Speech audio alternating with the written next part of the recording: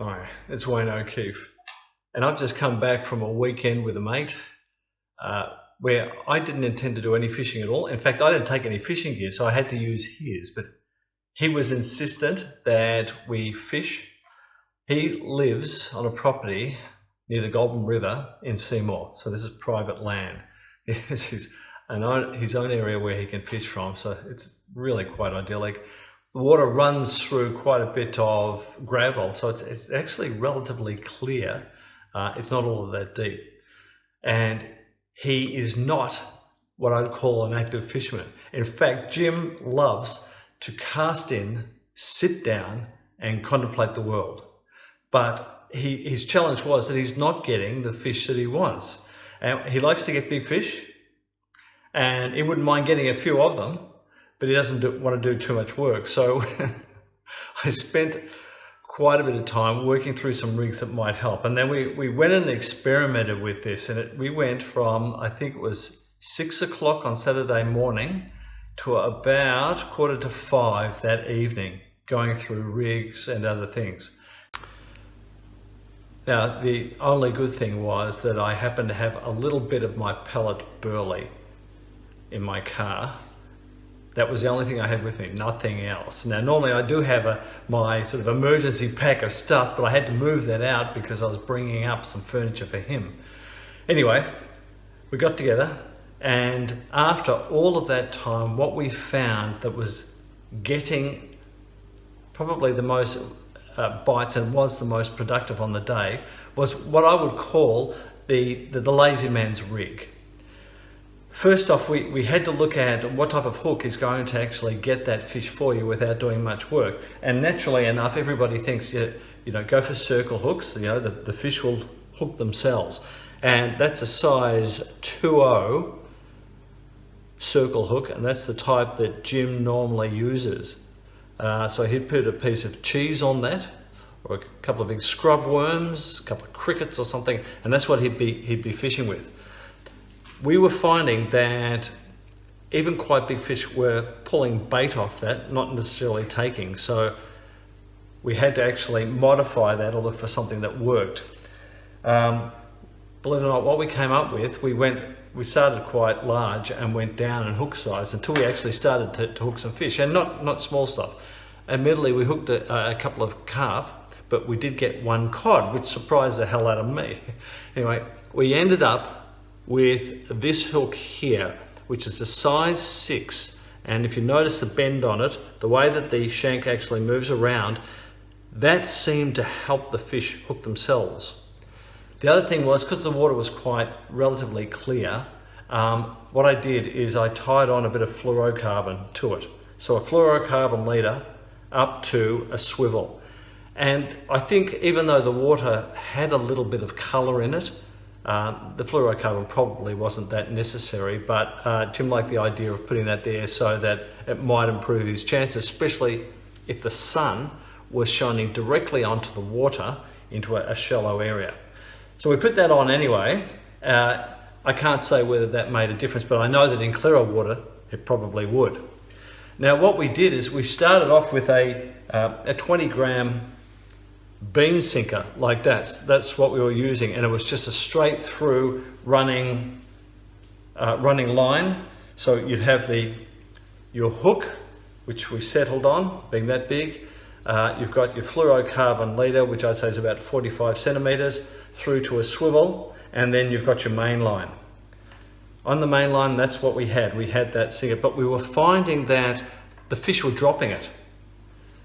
A number of times we got bites where the rod would go down or bend around and then stop. In other words, the fish had dropped it. And I wasn't sure exactly how we might manage this, because I knew that there needed to be something to force the hook into its mouth if you didn't strike yourself.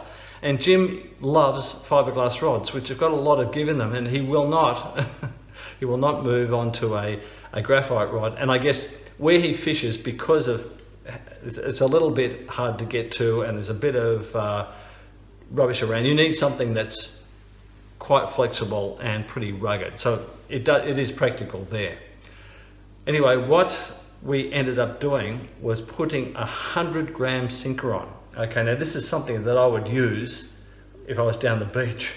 Okay, so that's that thing there, that running sinker down to that swivel was what we use to hold the line down, thinking that if we keep it taut enough, that will force the fish to hook themselves. What we had to do thereafter is to make sure that we had something that would stop it, because Jim wasn't going to pick up his rod. He likes to see the rod bend round, and once it's around he knows he's got a fish. It wouldn't do anything else. So what we did is put a line stop on, and what is important here is the distance between that swivel and your line stop. Now I've got this is in the UK they call this a bolt rig. It's effectively what happens is that the fish have a chance to pick the line up. Sometimes this sinker is actually fixed, and sometimes it's running but to a stop.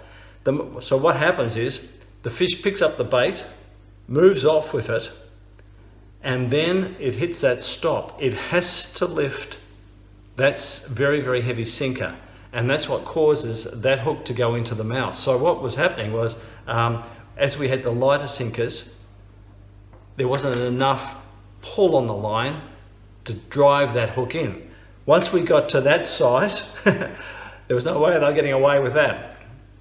Now, the important thing was that distance there. The fish has just got to have enough room to be able to get it in its mouth, center it in its mouth so it has a little bit of time to pick it up and swim before it hits. I'm not sure, we tried it fixed, didn't seem to work quite as well. They wanted to have a little bit of a go. Now this could have been unique to this day, but I do feel that I've used similar things in the past and they've worked pretty well. I think this could be worthwhile. So for the lazy man, or woman who just wants to cast in and leave their rod down, this might be the way to go.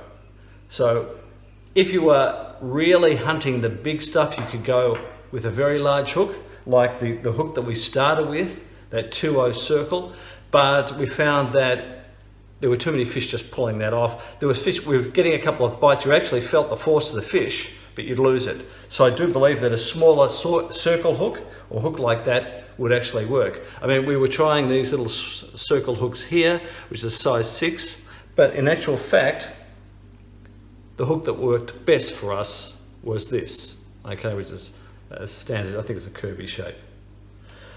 All right, so just wanted to share with you some interesting stuff that happened yesterday.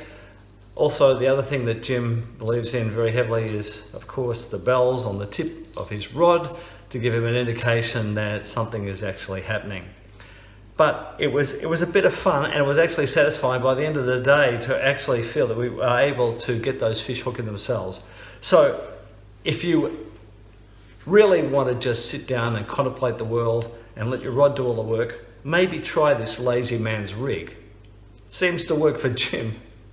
Anyway, if you've liked this video, please give us a thumbs up and subscribe. And for any other ideas and heaps of information on how to fish, go to my website, howtofish.com.au. Thanks.